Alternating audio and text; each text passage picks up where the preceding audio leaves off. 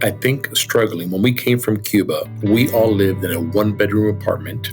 So you're talking about my grandfather, my grandmother, two aunts and uncle, my mom and myself, all in a one-bedroom apartment in a country where we did not know the language. And everybody is getting a job. My grandmother, my grandfather, my mom worked in a toy factory in Miami. Arnold Gacita is no stranger to struggle. And little by little, my grandfather became a carpenter. And, my dad, when he came, he became a painter. And you start little by little growing in that. But there is something to be said to, you're not going to have food, and you can't get the two-bedroom apartment unless we all go out there and hustle and work hard and get money on the table. And he is no stranger to success either. We're in Central America. We're in all of the Americas. So we're in Canada, U.S., Mexico, Central and South America. We are in New Zealand, Australia. We are in Europe, Germany, France, Netherlands, Middle East, Oman, Dubai, Emirates, Saudi, Bahrain. We are now in parts of Northern Africa. It's incredible. We deal a lot now with all the languages we got to put on labels.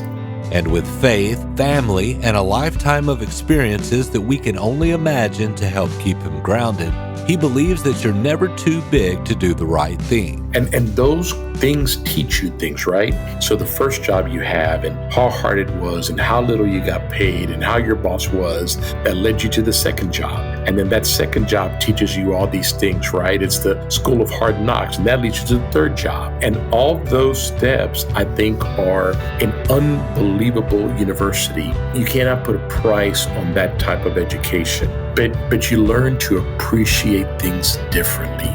You don't take things for granted. You thank God every day for what you got. You realize that it's a gift from God, and you're more grateful and thankful. And I think you look at people differently.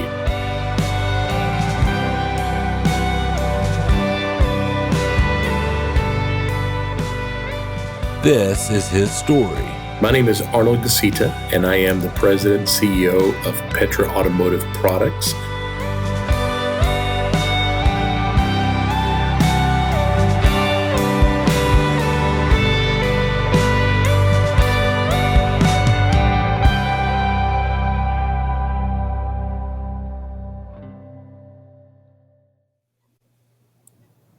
Okay. So if you just want to introduce yourself and your title and that thing. Sure. My name is Arnold Gacita, and I am the president and CEO of Petra Automotive Products.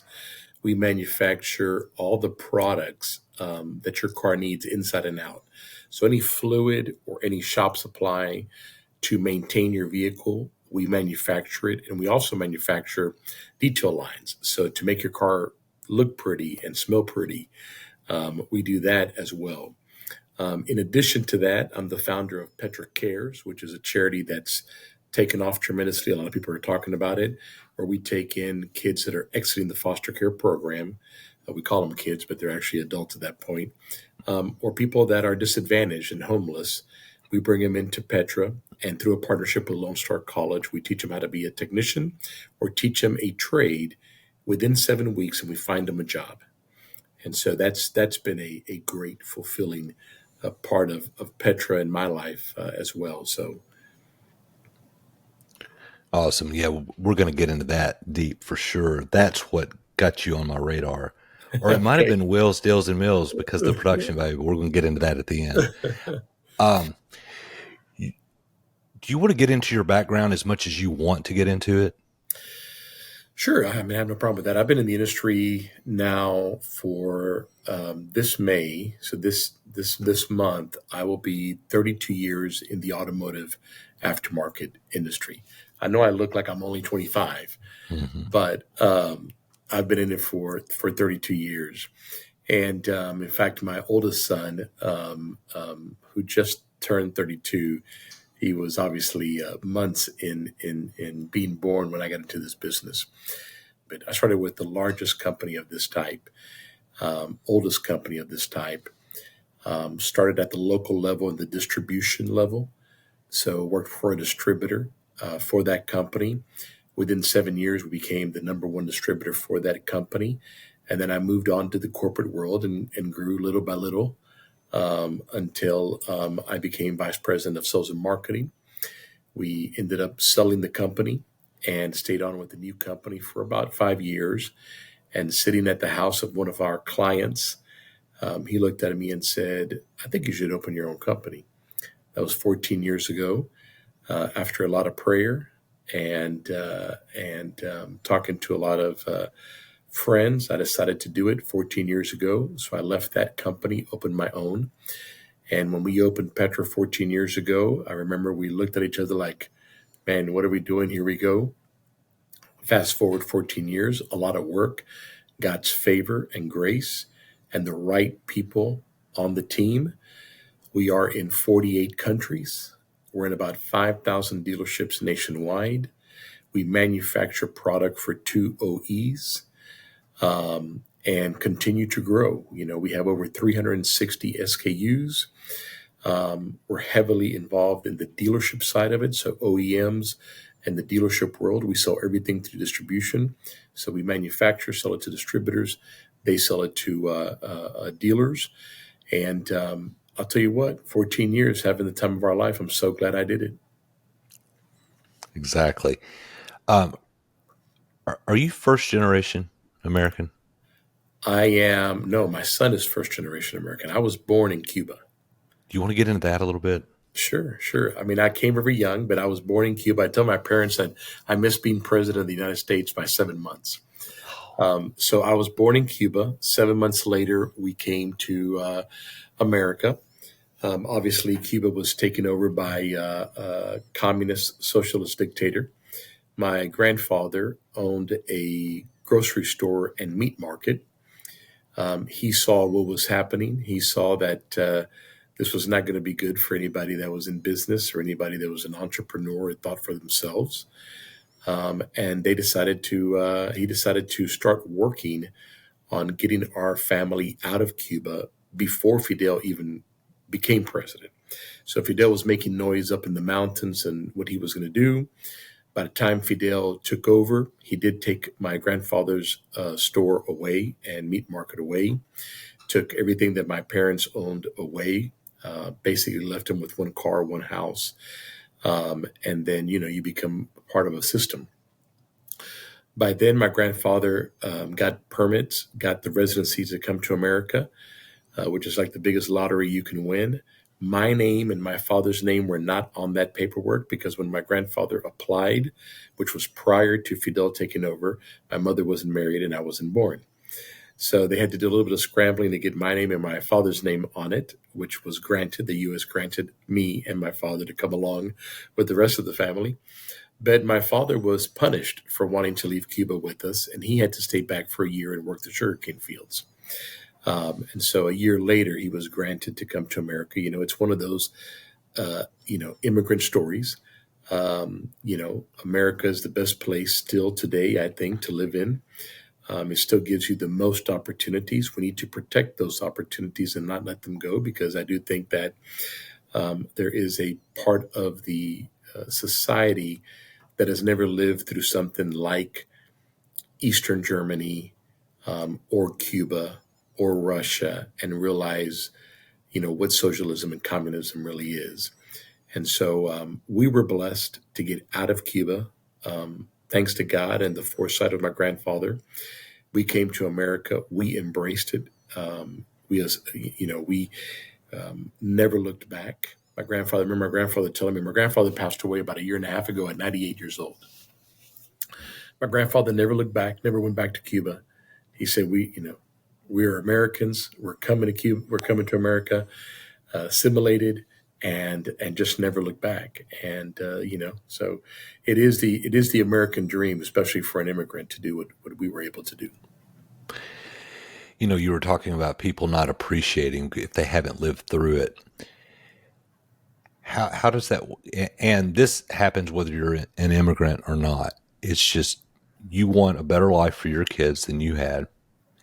But sometimes it's not the best thing. There's something in the struggle, man, that just makes you appreciate it.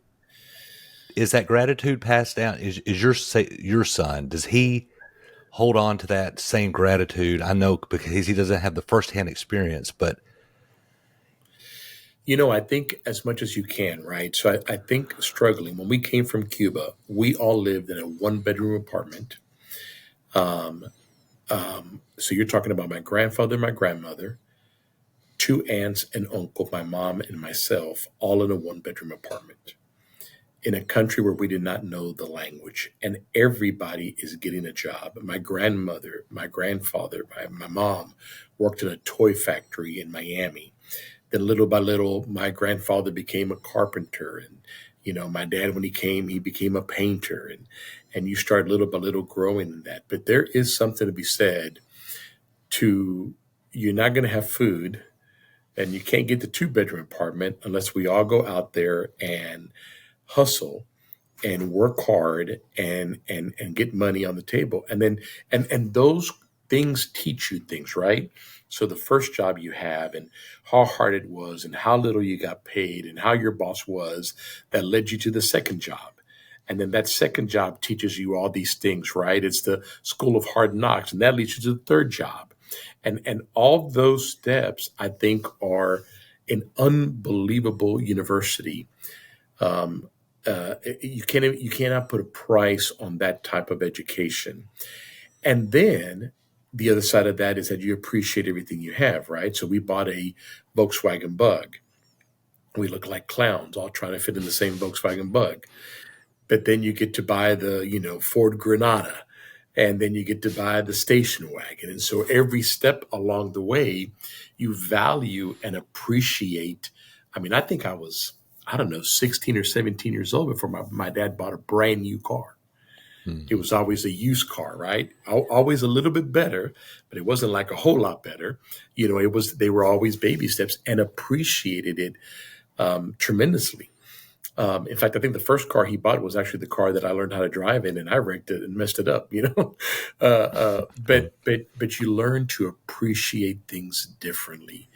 You don't take things for granted. You thank God every day for what you got. You realize that it's a gift from God, and you're more grateful and thankful. And I think you look at people differently, and you just appreciate more. So I think there's definitely something to be said that no matter what you do as a parent, you cannot recreate that if it's not mm, happening for real. yeah. No matter how much you love your kids, you can't recreate it, right? They grew up in a different, you know, it's like your first son, right? So when I had my first son, I was at a certain level economically. Then the second son is at a different level, and they say that my daughter got it all the benefit, right? Because when my daughter came along, she got a lot of benefits that everybody else didn't get, Yeah. and so it's hard because you're not. No matter what you do, and no matter how hard you try to teach it, and you need to teach it, and there's value in that. If they don't, if they don't live it, it's hard. Now, having said that, we try not to give our kids everything, right? We try to say no as often as we say yes. My wife may do better at that than me. Um, my son, when he started in our business 14 years ago, he was working in the warehouse, no air condition, sweating his butt off, and making product and building kits and putting things together and shipping and receiving. And he did that for a few years. Then after that, we put him as a delivery guy. Then after that, we put him as a salesman, a route salesman. Then after that, and he little by little grew in the business, and today he's vice president of sales and marketing. But it took him 14 years to get there. And you can talk to any of our distributors. Arnold has a sense, probably not like me or my family that came from Cuba and went through what we went through, but he does have a sense of this is hard. I started at the bottom. Arnold Jr. walks the warehouse, talks to everybody in the warehouse. He did it. He was there. And distributors can get that sense from him. He really knows his business inside and out, but it was purposely done that way. We purposely wanted him to start at the bottom and earn his way to the top. And I think he's doing a good job of that. But there's definitely something to be said that you cannot teach the living and going through it. My Yeah. grandfather had the Cuban military come to his store, ask him to step out. They chained the stores that he had worked all his life for, dedicated, spent money on, and told him never to come back. We can't teach that. That's an Yeah. experience. Yeah. That's awesome. Well, let's get into Petra, Okay. and that's what I wanted to know is how that came about. And you already touched on that, it was like a friend, it was a recommendation. Sure. I mean, I had been in the industry at the time. I had been in the industry for what, 18 years. I'd been in the industry for 18 years. I had a great, still a great friend of mine to this day, still a client, been a client with me from day one. He was on one of my podcasts, and I'm just in his living room, staying at his house. He's been a great, great, great friend to me, and he just looked at me and said, "Why don't you open your own company? Every idea that they used, and it's time for you to do it." And you're a little fearful because you have a security blanket, and it makes you think. And he was one of the people that God used to put in my way to force me to do what I should have done, and I'm glad he did it. I was looking at the timeline on the Petra website, and man, this thing, it took off immediately, right? I mean, this It, was it, this it, was it did. exponential growth. We've been blessed, man. We've just had a great. We had people that came with me. We had distributors that came with us. We had distributors from all competitors that came with us. Employees, people that came with us from all different parts of the industry, not only my competitors, but big oil companies. And it just, again, I tell people all the time, that God handpicked everybody that we have on this team to be part of the puzzle, and the puzzle works because we're all part of it, and it wouldn't work if we weren't all part of it. And it's just, we just have the right people fitting at the right place, and it's been incredible. I mean, the ex-president of one of my biggest competitors is our VP of R&D. Right. The guy Yeah. that used to handle Asia for my previous company is our Asian and Middle East manager. Arnold grew up in this business and has knocked it out of the park. The largest oil company in the world, their national account sales manager is now my national account sales manager. I mean, God could not have put more. I mean, we're just blessed with the people we have. Yeah. I mean, I'm looking at it, and see, March of 2010, it launched, and by November, you were already in Central America. Yes. That's that's amazing, man. Yeah, and we're in Central America. We're in all of the Americas. So we're in Canada, U.S., Mexico, Central and South America.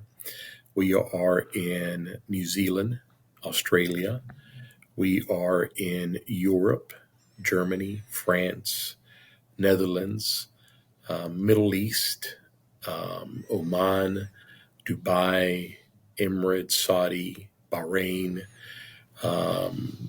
We are now in parts of Northern Africa. I mean, it's incredible. We deal a lot now with all the languages we got to put on labels.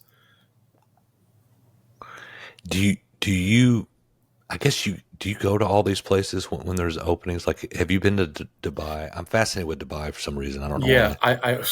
I used to go to all of them, but I haven't been to all of them lately. We're just, thanks to God, the growth is there, and we have people now that go there. But I do like to try to visit all the places that we sell. I like to visit all our distributors, right? So wherever our distributor is, I like to visit them eventually at some point. I have been to Dubai. Dubai is fascinating. It is basically like, say, in New York in the Middle East, a very modern city. It's a tourist place now. There's really nothing else to do in Dubai but tourist place, right? Yeah. You go to the largest mall, you go to the indoor snow skiing, you go to Ferrari World, which is between Dubai and Abu Dhabi. Tallest building. I mean, all that kind of stuff. It's it's Yeah. it's interesting. So we go there once a year for the Auto Mechanica Show. Okay. Yeah, I've seen the indoor ski thing on the Amazing Race, and I'm just like that place, because that was like just desert not too long ago. I mean, there was nothing in Dubai like It, 20 years ago. yeah, yeah. I don't know the exact story, but what I've heard more or less is that they ran out of oil, right? So at one point they were oil production. Oil is gone. They had the right leadership that kind of switched things to being a more tourist central place in the Middle East, and it just blew up. I mean, it just blew up. So, I think everybody should go to Dubai at least once. It's far. It's a far trip. Yeah. But Yeah, but they're pretty American friendly. Oh, there has to be. There's too many businesses no, no, over no. there, right? It's very American friendly, and it's very Americanized. You'll find some places that like you can't get bacon or pork, but you Yeah. can find other places you can get alcohol. Right? They have a special license for, like the JW Marriott has a bar at the top, and they have a special license so they can serve alcohol. So it's very Mm, Americanized. It's very mm. Americanized. You're not going to suffer. Right, right. Yeah. Well, um, okay, 2023. Do I have that right on? Is that when Petra Cares started? Petra Cares, yes. So the board started in 2022, but the actual Petra Cares opening was in 2023. Okay. So we put a board together.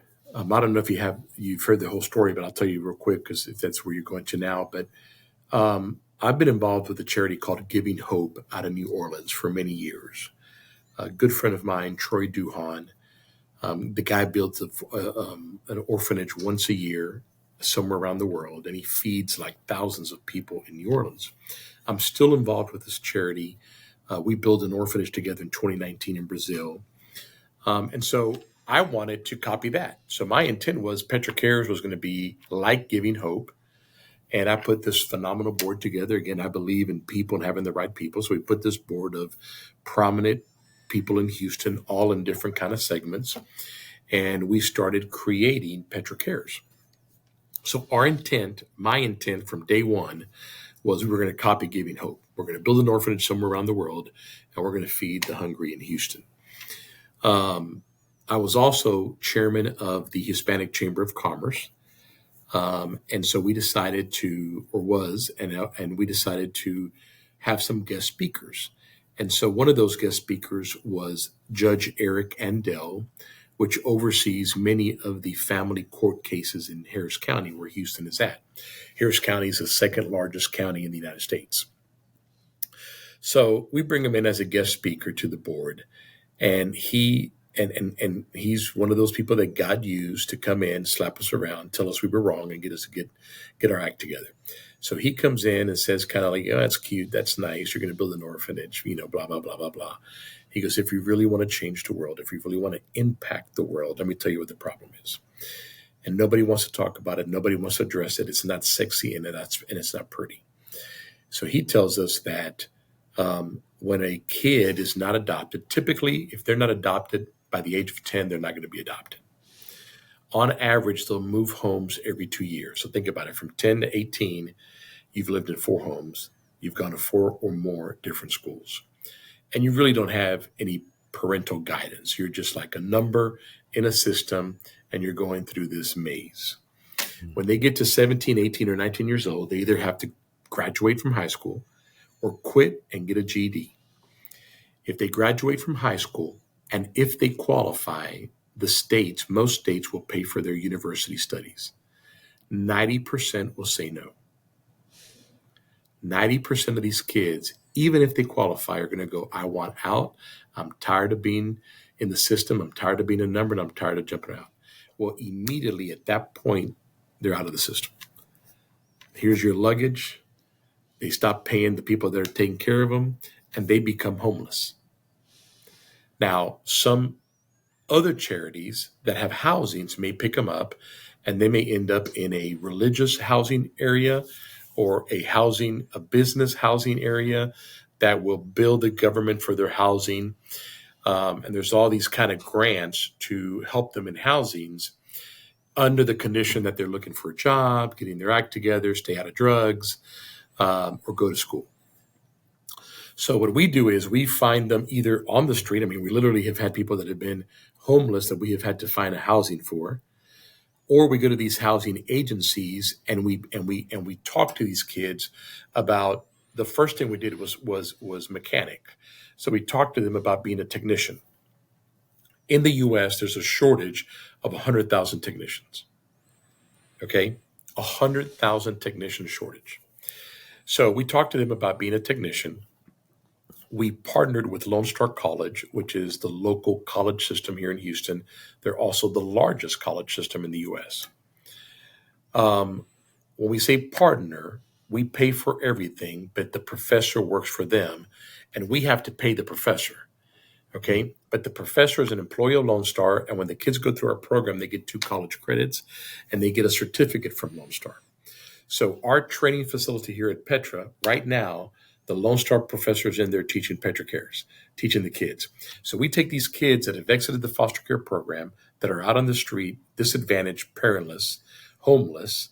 We bring them to Petra. We pay for everything except housing. We pick them up, transportation, uniform, get them their license if they need it, give them a stipend for coming in, everything, food, we feed them. So we bring them in and we give them everything but housing. And in a 7-week course, we turn them into a level 1 technician. And then the dealers that we have come in and hire them.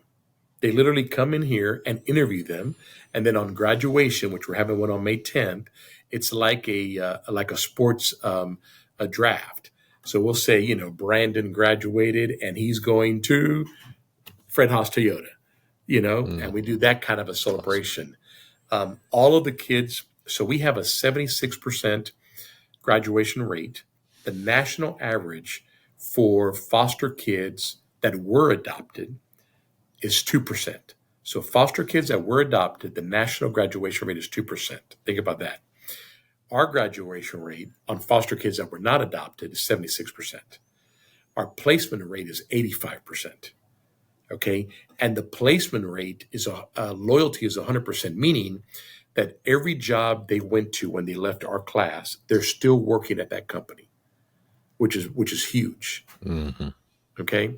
So we have, so we've had this incredible record of what's happening in the lives of these kids. I don't know if you know this, but the prison system in the U.S., 80% of the people in the prison system has touched the foster care program at one point in their lives. So if we can get these kids that are in the foster care program, love on them, educate them, hold their hand, mentor them, get them a job, make them part of society. We're changing their world and all their generations to come. And we will, as time goes by, impact the prison system in the U.S. Yes. Yeah, I was going to say originally before you got into that, like, this is awesome, man, because you're killing 2 birds with 1 stone. There's a technician shortage, and then obviously these foster kids, but it trickles down, and it's like you talk about the prison system, and then retention is another thing that dealerships have trouble with Right. And these kids are loyal. These kids are loyal because it's awesome, you gave man. them that chance. They don't know. It's not like they grew up in it. They're loyal to it, Yeah. and it's turned out tremendously. Listen, we've had kids. You can see the videos on the Petra Cares website, but we had a kid that father, he never knew his father. His mom stabbed him 7 times, so she goes to jail.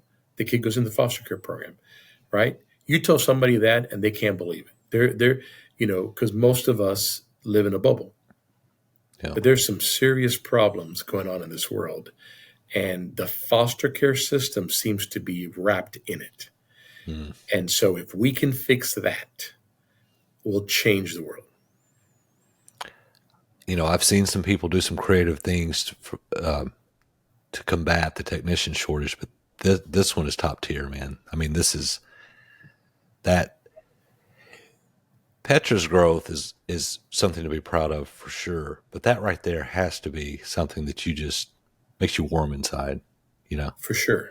And that's what matters. And at the end of the day, when we all pass on, nobody's going to talk much about how much Petra sold. I mean, we need to sell it and we need to grow it. It needs to be a powerful and great company like it is. And that helps fund things for everybody, their livelihood and other things. But at the end of the day, when we pass, it's going to be about these kids and the people that we touch and change their lives. And, if you see them, the stories are incredible. It'll break your heart. You cannot be at one of these events without tears coming down on your eyes. And no matter how many times I go to it and how many times I bite my tongue and I say, I'm not going to cry, it's tough. Yeah. Yeah. It's tough. Well, that's good, man. And we're that means expanding it. So just so you know, we're expanding it to Los Angeles. And we're also expanding the program from technician to accounting. So this year we'll be teaching technician, there'll be a technician class, and there'll be an accounting class. And next year there'll be technician, accounting, medical assistant. So we're expanding to other trades as well.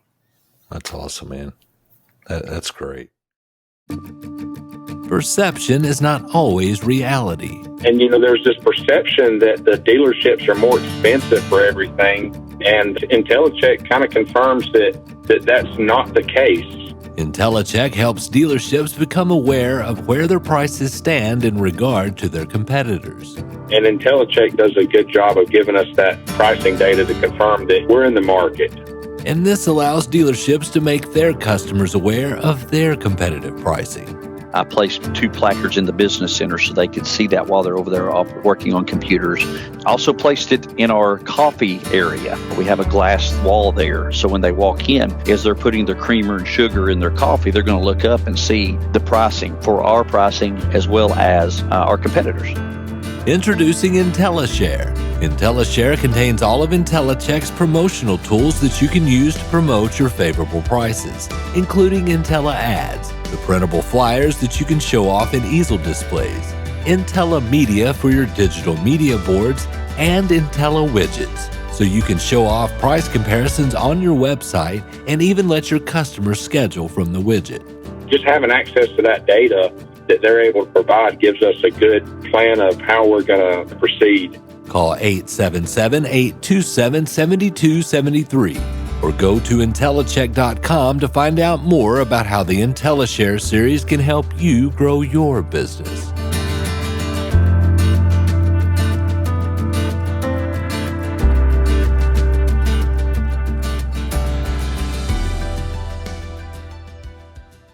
I want to circle back to Petra, though. Something hit me that I wanted. And if there's anything else that I didn't touch on about that whole growth, because like I said, I'm going to cut this up anyway, so I can make it sound fluid. You've talked numerous times about the people around you and the team and the people that work with you. So you'd been in the industry. I can't remember how many years. Before I started Petra, I was in the industry 18 years. Okay. So obviously you knew the bones of that, but what about leadership? Where did that come? That thing that we just talked about, letting go and surrounding yourself and letting others shine. Like, what did you have that inherently, or is that a learning curve? No, I think you learn it. I think you learn it from your family. I think I learned my work ethics from my grandfather and my dad. 2 immigrants that came to this country and did whatever needed to be done to make sure that their family was successful. I saw my dad work 18-hour days for weeks and months. So I learned the work ethics from them. I remember my grandfather telling me that if I ever became president of a company and there was nothing to do, to pick up the broom and start sweeping, right? You're never too big to do the right thing and be the first one in, first one out. So I think your family, my grandfather, my dad, start teaching you some of these things. Your faith teaches you that as well. And then I had a great mentor where I was probably for the last 7 years or so of that, maybe 10 years or so of those 18 years. I had a great mentor. We traveled everywhere, went everywhere. I learned a lot from him. I say this before. I tell people I learned what not to do and what to do. Sometimes what not to do, right? So I think everybody has to have a mentor, right? I had a great mentor. I had 2 great mentors actually in business when I started, towards the beginning and in the end, and then the family, and then your faith. And so people are important. If you're a leader that leads, right? So you cast the vision and you bring the right people on to move towards the vision that you have, you need to let those people do it and get out of the way. I also say, and I also believe that if you don't care who gets credit, you can do a lot of things, right? If you don't have the ego and the pride where it's got to be me and my name's got to be on there and I got to do this. If you don't care who gets credit, right? You're going to go a long way. People will do many things. And if your team has that mentality of, hey, we're going to do the right thing for Petra no matter what, and no matter who gets credit, you're going to go a long way. We have a theme called here. We have two themes that we have. If you come to Petra, you'll see banners. One is called Impact, individuals making personal adjustments to change things. Everybody in this place is empowered to do the right decision. The warehouse guy doesn't have to ask his manager, do I ship a box that's leaking? No. The right answer is you don't, right? And the next one is make him a raving fan. Our clients are not customers, they're clients, and we want to make them a raving fan. We strive for perfection. We know we're not perfect. We make mistakes, but we strive for it. And our goal is that our clients become raving fans, not just a fan, a raving fan. And so that's the culture that we have here. We kid around, we play around, we argue sometimes, but we're a family, and we know we can argue, we can disagree, we can walk away, we do the right thing for Petra, we keep moving. Most of the times it seems to be always in agreement. We just got a good group of guys. They just really, the culture here is really, really great. Awesome. This may be something that we may have to cut out. It may be too in the weeds, but I have always been fascinated with my first job that wasn't mowing yards in the grocery business with white label products. I just always, and I saw it first in the grocery store, working for the grocery store. Do you want to get into that at all? Just how that, I'm sure that was a big step in your company's growth. Like for OEMs? Yeah. Just in general, that fascinates me. Well, I think any manufacturer, really, you should be in that kind of business, right? So you have your brand that you want to push. That's your bread and butter. That's your baby. That needs to be the focus of everything. But the right partners with the right volume, not everything is right in white labeling, but the right partner with the right program, you can do it. I mean, we've had dealerships that come up and say, well, I want to white label this. Well, you just don't have the volume to white label it, right? Mm-hmm. But if you have the volume and it's the right partnership, you can. And you can even make unique things for them. A lot of our partners that we white label for, we work with their engineering team, and their engineering team works with R&D. And sometimes we develop formulas for them, that fits their guidelines and their world and what they're needing. It's not even the same formulas, right? But it's the right partnership. They're good people. They're good partners. We work well together, and so there is something good for that to be said. Not all of them, not every time, but definitely for the right partner. Yeah. I don't know why that fascinates me, and it always has. It's. I think it was the realization that happened as a kid coming up, and I was like, "What? Yeah. What do you mean that so and so makes this?" Yeah, it's just. But yeah, I guess that's tall cotton, as we say in the South, man. If OEs are white labeling, and further to the point, if you're helping develop new products with them, that's just. You don't have a shabby operation there, Arnold. It doesn't seem like. No, I think we got a good one. I think it's state of the art, and it's good. Again, with the right people, it's good. I think I did stumble on you from Wheels, Deals, and Mills, and I started. I was doing podcasts on my own, and then I teamed up with InteliChek. But like we discussed before we recorded, audio was my thing. I'm a story guy. So, and there's something about hearing a story because you have to tell it better because there are no visuals. So now that I'm into video and now I'm trying to up my game and I'm doing many documentaries on the battery belt, the new battery belt. And I'm 45 minutes down the road from Blueville City. Okay. Just the Ford thing. So EVs, that's all anybody's talking about. Is it going to fail? Is it going to work? But it's bringing all this all these jobs, all this construction in this area. So I'm going out there and trying to cover it documentary style on a limited budget. And I run across Wheels, Deals, and Mills. And what I was doing, I was prepping. I interviewed Ed Roberts for his book. Mm-hmm. And most of what I got for my prep came from your interview with him. And man, the production value, I was jealous, but in a good way, because I was like, that's what I want to be when I grow up. Talk about how did that start? And go as much into the weeds as you want to on this, because this is mainly for me. I'll cut out whatever, but I need to know, man, that is top tier. Well, look, so I've been a guest on several podcasts. I've been guest speaker at many events. And so I'm always the guest to all these things.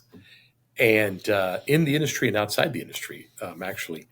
And so my son, who's our VP of Sales and Marketing, is like, you really should do your own podcast. I got a friend of mine who has his own podcast who says, you really should do your own podcast. And then our PR lady said, you really should do your own podcast. And then I was on an interview with somebody, and they were like, man, you really should do your own podcast too. And so, throughout the years, everybody's like, you should do your own. And I'm like, man, I'm too busy. I don't have time for this. And so we, in talking with Arnold Jr. and our PR lady, we decided that, okay, we're going to do a podcast. I said, but I actually thought podcasts were, I said, look, I think they're a little bit tired. I think everybody's interviewing the same people. I think everybody's talking the same thing. You take guest X and the same people, the 10 people that are going to interview them, ask them the same 10 questions, and the answer is the same, So I felt like it was kind of tired, in my opinion, in my own personal opinion. Mm-hmm. And so I said, if we're going to do this, we're going to do this my way. I love to eat. And I'm Cuban and probably similar to Italians. We do everything through food. My family gets together and we sit around and eat and talk. And we want to go have an event and we invite people to lunch or dinner. Tonight I'm going to a dinner. I do a lot through dinners and luncheons. And so I said, I don't want to just talk about, the boring stuff, service departments and ROs and effective labor rates that everybody and their grandmother's talking about, right? I do want to interview that service department manager or owner of the dealer and talk about his story. How did he get there? Because I think that's more glamorous than people and a broader audience can reach it. Mm-hmm. So we created this idea. It's funny because my original name was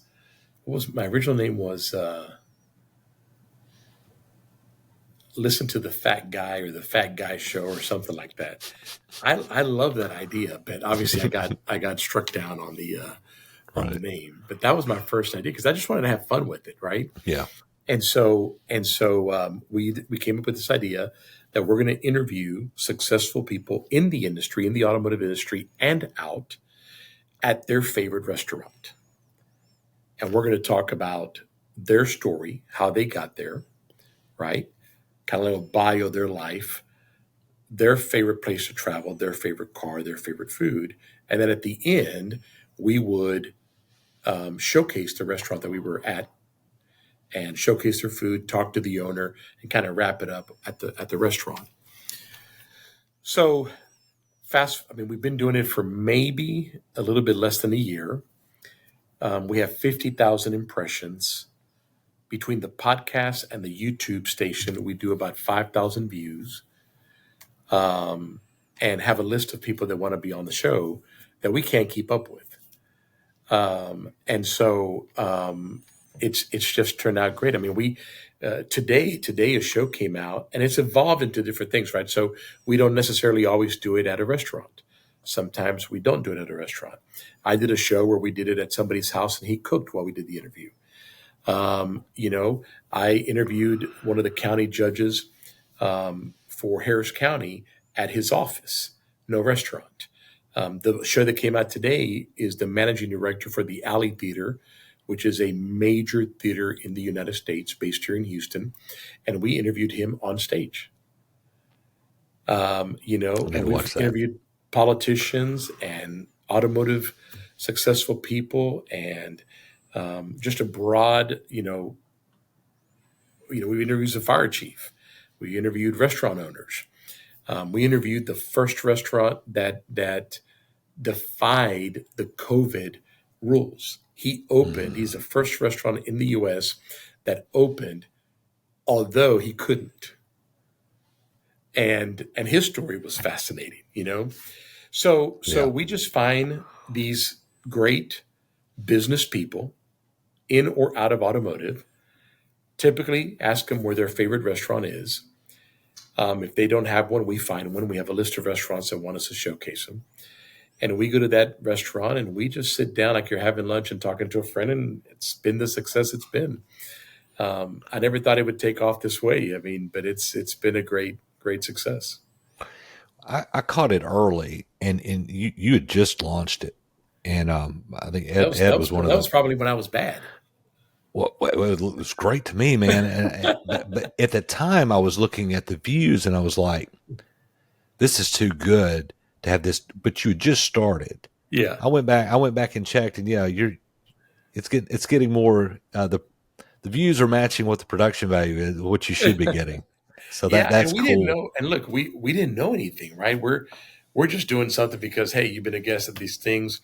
So I think now they're using more word tracks and things. And look, you probably know a million times more than me. I don't know much about podcast.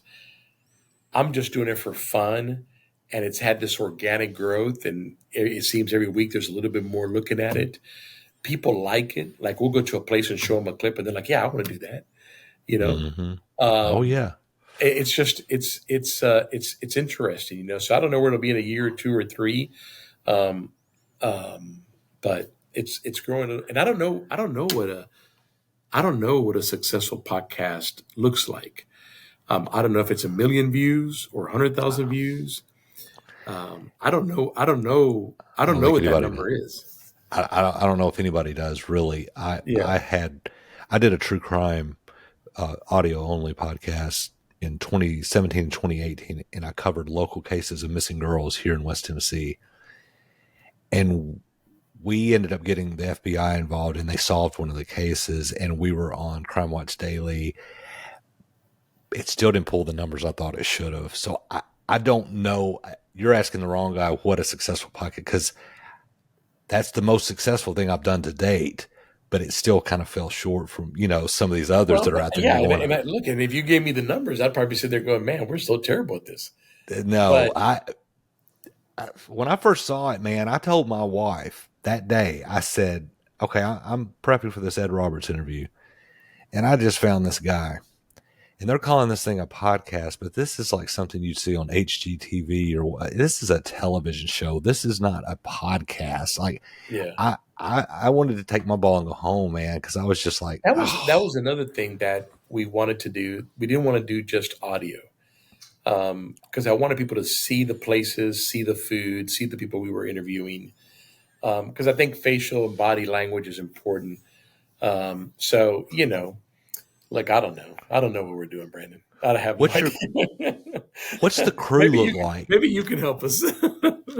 Shoot, no, I'm copying you, dude. I mean, what does the crew look like? Like a crew of how many when you go to It's a it's place, two people.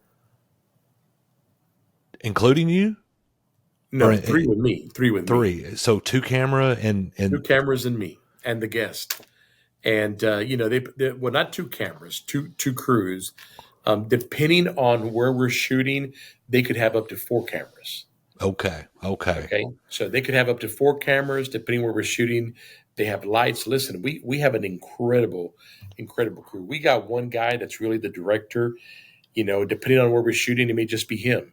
And two or three cameras set up, and he's just there with me. The bigger it is, then there's another guy adding on. But I'll tell you that he is phenomenal at what he does. And it's funny because and I'll tell you this: a show that came out today at the theater, the interview that we did at the theater, and I said, hey, I noticed that on this show, the camera kind of moves more. And he said, yeah, because we were at a Broadway theater, and he just wanted to give it that element and showcase people the seating and Yes. the stage and I trust him. I said, okay, well that's good enough for me. Yeah. Yeah. Because like with the Ed Roberts, where you're sitting there in that Ford themed Cafe, rest, yeah, that needs to be more intimate. And there's camera movements in there, but it's up close as it should be. Yeah. Keep that guy. He's got great instincts.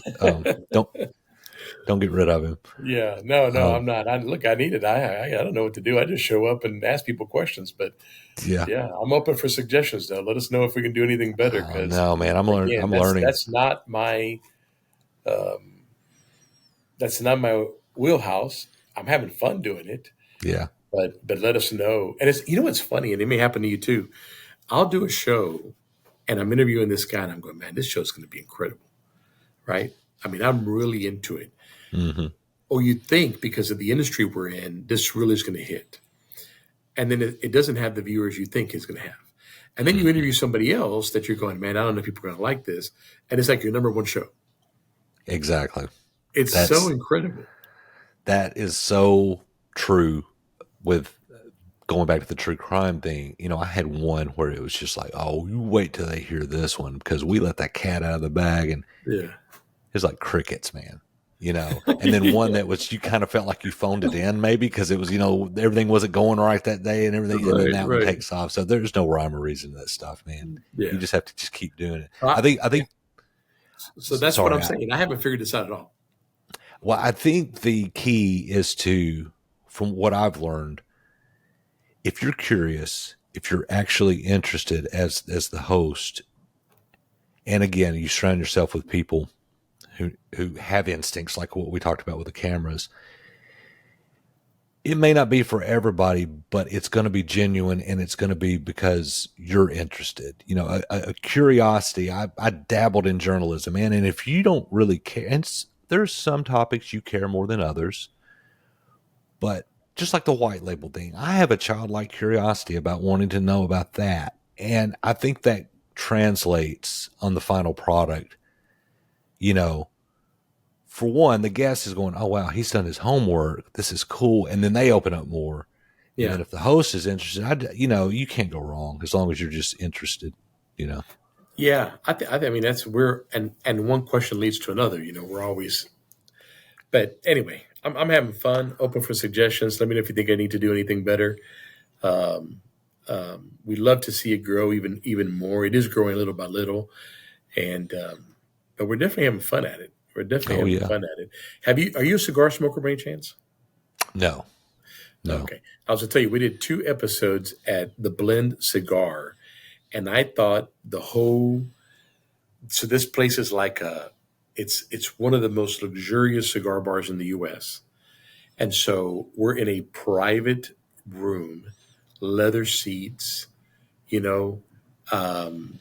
just the whole look of the room, smoke coming up as you're interviewing. I thought that was one of the best. You're drinking bourbon, smoking a cigar. You're in a classic room, big chair. I mean, we did two episodes there. They've always been very nice to us, opening up as well. But it's neat. And again, we need to do.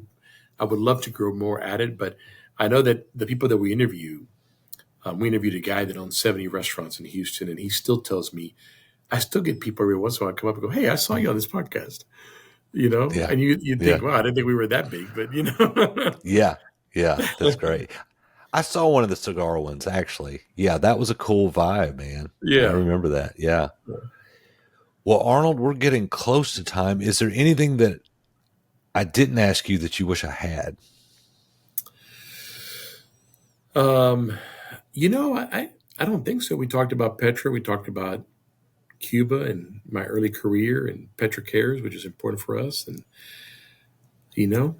I think, and how to treat people and build the right people. I think that's it. Look, if there's any takeaway from this is, I have this saying, I think we're distributors of God's wealth. So I think that I tell people all the time, I come from Cuba, so I am a capitalist. I know what it is not to, or to live, or to see it through my parents' eyes of having everything taken away and not be capitalist. I am a capitalist. But there's a difference between being capitalist and greedy. So I am a capitalist that believe that we are distributors of God's wealth and we need to give back. And so if anything take away from this show is, be good to your people, give them a chance to do right, and find something like Petra Cares that you can be involved with. Because at the end of the day, when you pass away, nobody's going to. Troy, my buddy that I told you has this charity, his dad was dying, and his dad told him this on his dying bed, dying moment. He said, "Troy, nobody's going to remember how many cars you've sold. They're not going to talk about that, but they're going to talk about how many lives you've impacted." Yeah. So that's a good way to end it. Good deal. Arnold, I appreciate the time, man. And You're welcome. let me stop this thing. We'll let it upload, and we'll get out of here.